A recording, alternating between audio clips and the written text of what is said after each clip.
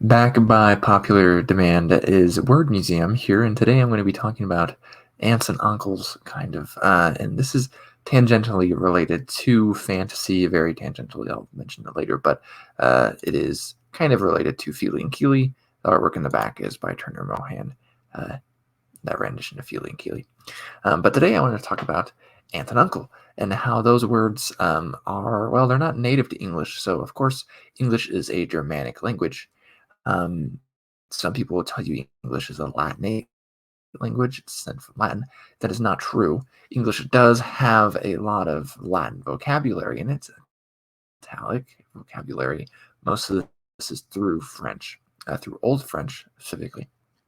And this comes from a period, most would say after 1066 to maybe 15th to 16th century.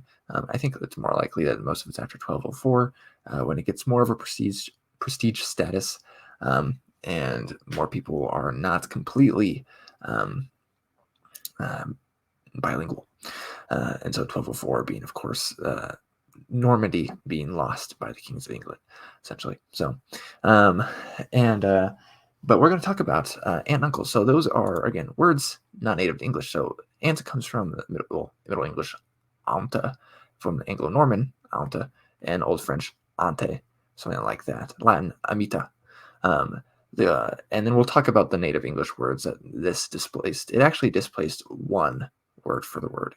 One word aunt. There are two English words for aunt. Same with the word uncle. And these kind of come up. And I'll talk about that a little bit. And then there's the word uncle, which comes from the Middle English uncle, probably something like that. Anglo-Norman uncle, Old English, or Old French, sorry, oncle, Vulgar Latin, unculum, and then the Latin avunculus or avunculus, depending on which version of Latin you're speaking here. This is from Proto-European, something like that. I completely butchered that because I can't do Proto-Indo-European. This displaced the native English word for uncle, and it is actually related to one of these more common versions of the word uncle. Now, I wanted to mention these today, but they're a little complex, so I made a little chart to help us here. This is kind of a family tree we got going on here. Okay, so you just have child 1 and 2, doesn't really matter. And then you have a father. The Old English word for father is fader. The Old English word for a mother is modor, or modor. And that's where you get the modern words father and mother.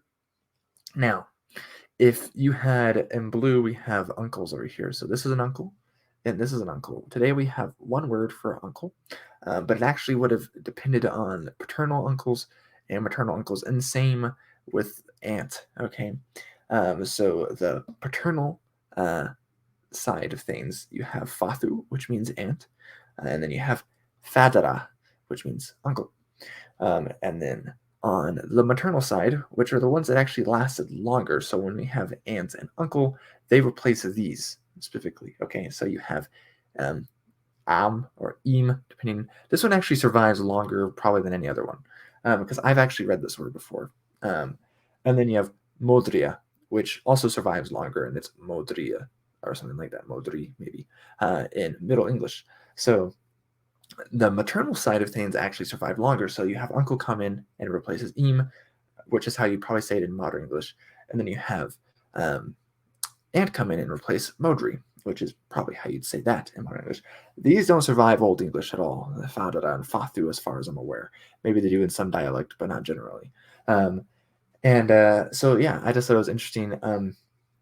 Essentially, I thought it was interesting that the maternal line survived because the early English, or Anglo-Saxons, if you want to call them that, they would have been patrilocal and almost certainly patrilineal, but they might have had some remnants of matrilineal things coming in, or at least that relationship. This sister-son relationship is important, right? You get this in Tolkien, just like while Thorin has no kids of his own, it's his sister's sons that will inherit his kingdom.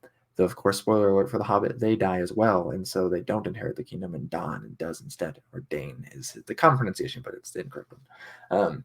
And so another thing that I thought would be interesting to mention here, though, are these other words which are obsolete or archaic, is neve and nift. So Today in modern English, we have nephew and niece, and these are actually doublets, but nephew and niece are doublets that we get from Old French. Okay, so the modern English or the native English word, the modern version of it for nephew would be neve, N-E-V-E, and the similar thing for niece would be N-I-F-T, nift, or nift, something like that. I think it's probably nift.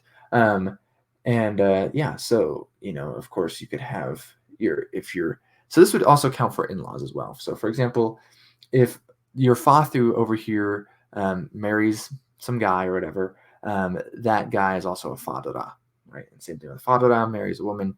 That woman that he married is this in-law, right? Is now uh, fatu. And same thing over here. So again, these words over here, im, imodria, survive longer. If you're curious, if you can't read this, it's M-O-D-R-I-G-E. The G-E is a ya sound, or a y sound. A J is how it's spelled in like IPA.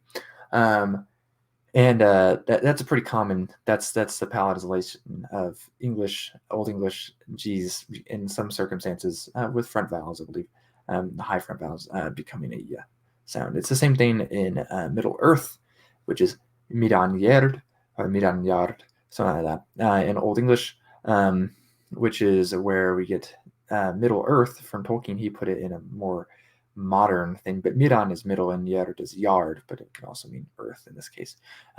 It's where the terms Midgard is also related, and of course in Gard or Midgardr is I think close to the Old Norse, which is where we get the word Midgard from.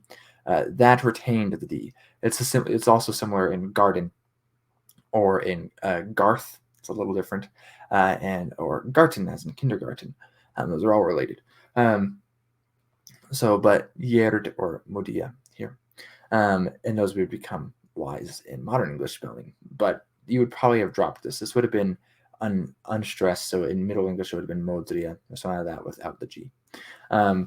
So yeah, anyways, hopefully that's information. I believe actually in all Germanic languages, aunts, I believe, and uncle are paternal things. So that's showing you that there's some difference here between the North, with at least the Germanic peoples, and those in the Italic Peninsula. The Italic Peninsula must have been more patrilocal, patrilineal, and there must have been some remnants, something, in my opinion, of some matrilineal things coming from the North and the Germanic peoples. Or else, why would we have retained the maternal ones? And the fact that the ones replacing the man uncle are paternal specific as well. But I believe none of the Germanic languages, and none of them survive. I think uncle has a cognate in just about like Dutch, German, whatever, and it looks like uncle and probably sounds something like uncle as well. But if someone speaks German or Dutch and knows of maybe like an archaic version of saying aunt and uncle that maybe does survive in some way, then let me know. But anyways, that's just a little word museum. I said it's by popular demand. No one actually watches these, but if you enjoyed this, let me know. William from Williams Lyceum, I will catch you next.